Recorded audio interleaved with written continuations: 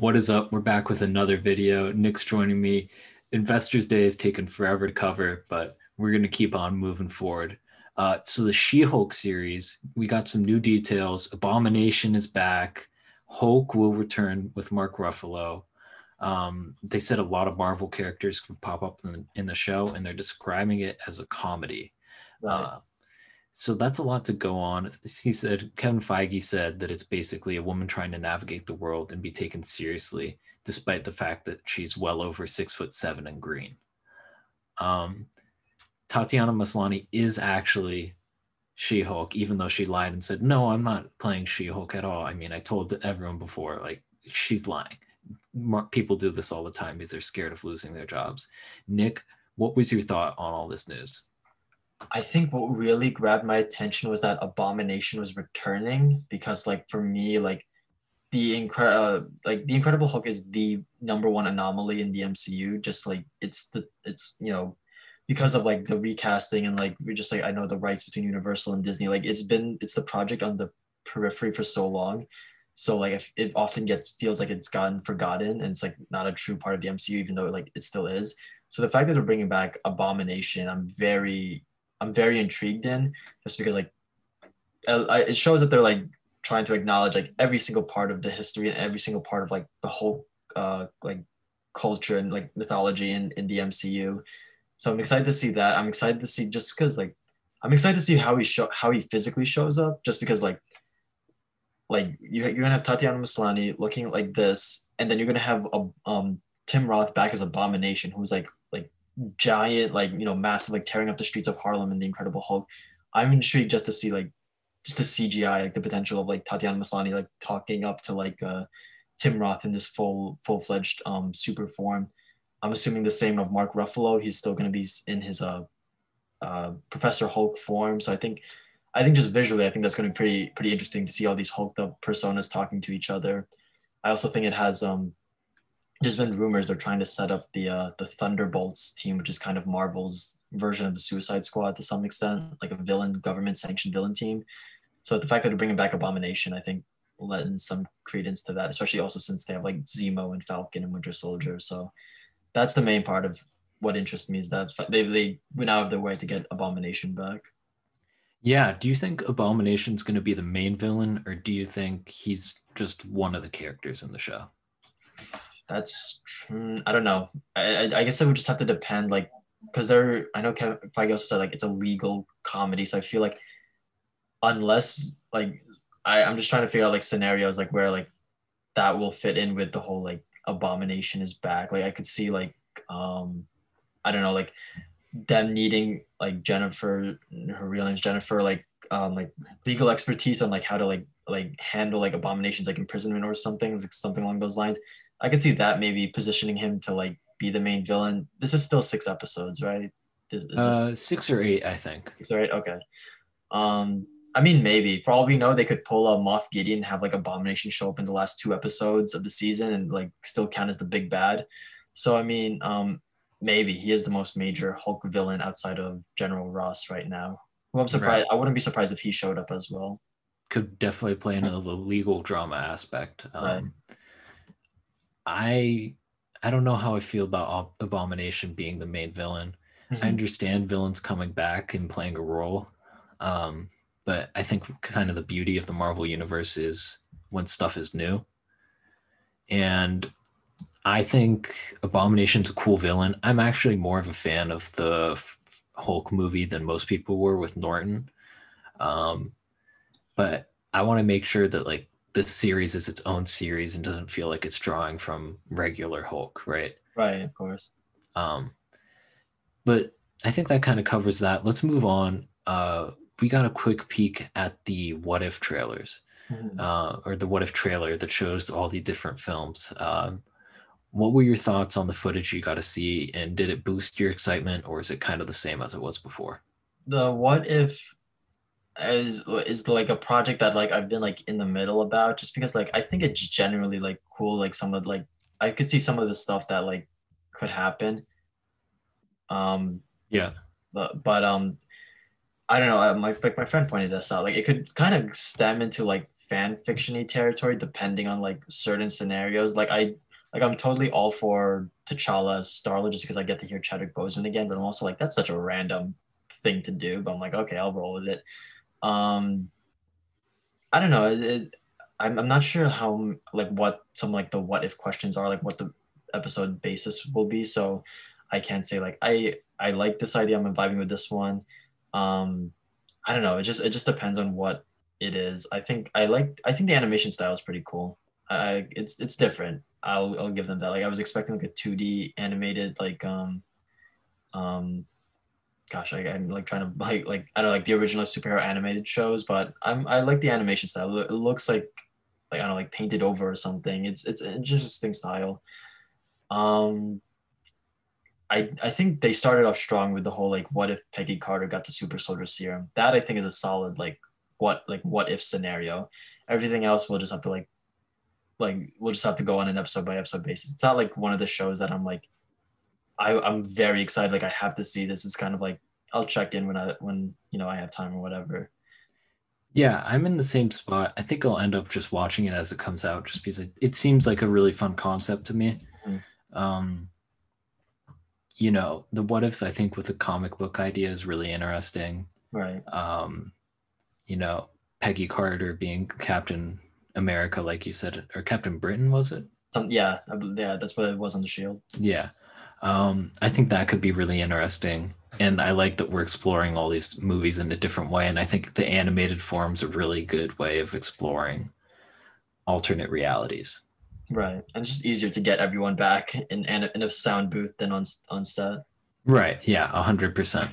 And now that I fixed my regular camera, um, sorry for the technical difficulties first Okay. time. Let's move on to the next subject, which is Moon Knight, described as an Indiana Jones type story. And the character Moon Knight has been described as a complex vigilante who suffers from a dissociative, easy for me to say, identity disorder. Um, and these multiple identities that live inside of him are multiple characters in the show. Um, what are your thoughts on that? And Oscar Isaac potentially being the lead in this role? I think well, Oscar Isaac, like we've said this like before, and like we've said this on like quite a few actors we've discussed, but like Oscar Isaac is just one of those guys like you can throw him into anything, and you're like he won't be the bad part of it. Like he will do he will elevate the material. He will do what he can. So I'm only waiting for him to confirm it, unless they sideswipe us with someone else. But I don't see why they would. Um, so I'm not too worried about him. I'm not really worried about anything about this show per se. What I am intrigued by is just will it maintain the same level of like rated R-ness that Moon Knight deserves? Like if they announced like Moon Knight was like going to be like in the Defenders franchise, I'd totally buy it because like that's the level of like violent and gritty and like dark that Moon Knight is, like on the level of Daredevil and the Punisher. I know Disney recently and Disney Plus announced on Investors Day that they're having like a what did they call it, like a rated R section where they would be able to put like Logan or whatever. What was it called? Yes. Oh gosh, it was like Star Plus or something. Yeah, like that I was intrigued by because I'm like, okay, one, I can watch Logan again, and two, that I guess if they do try to sort of push it like with Blade with Marshall Ali, then I could see them like putting it there just so they can maintain that level. Um, I don't know. Also, like Moon Knight's a strange character to like place. I feel like with the direction where the MCU is going, just because like multiverse and like sci-fi and the Fantastic Four and like quantum like he's a very interesting character to throw in there. Which combined with Blade, I'll be intrigued to see how they like kind of like potentially like lead on to a new direction for the MCU while they're still doing their whole like sci-fi's direction they seem to be going in right now. Yeah, I think what I'll say about the rating PG-13 versus R, I think PG-13 is much more likely. And the reason I say that is one, you can push the boundary with PG-13 a lot more than you used to be able to. You can get away with a lot of stuff on PG-13. Two, I don't think Kevin Feige wants the MCU to be less accessible. I think the point of the connectivity of all these shows is that they're all the same rating. I think that plays towards it, with Deadpool being a notable exception. if he's even part of the MCU, or if it's kind of like, is he not, Yeah. playing into that. The other thing is, I'm really excited on the exploring him, Oscar Isaac, if it's him in the role, which I bet you it is, and they're just Yeah. negotiating the contract right now, which is Right. why they can't just say, it's Oscar Isaac, because they haven't finished negotiating. Right. And the last thing is, they talked about like the backdrop of the story is Egyptian iconography, Hmm. which I'll be curious how that plays a role. He has one of the coolest costumes that I've seen.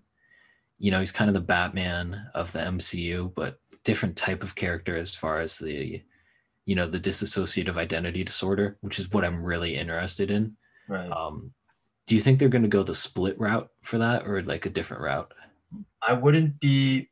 See, I'll admit I have to read up on. I'm a little behind on my Moon Knight reading, so I'm Mm-hmm. like I can't say like, oh well, this is how they did it in the comics, or this is how they should do it here, because I'm not like, I know the character has like is like unstable, but I'm not sure. Like I feel like just reading it off our notes, like the split route would make the most sense. But I Mm-hmm. also could see like in the show Doom Patrol, they have sometimes like the character, similar character called Crazy Jane. Like sometimes they have her like personalities manifest like in her head, but like different actors are like portraying them. So it's like a crowd of like different personas that only she can see.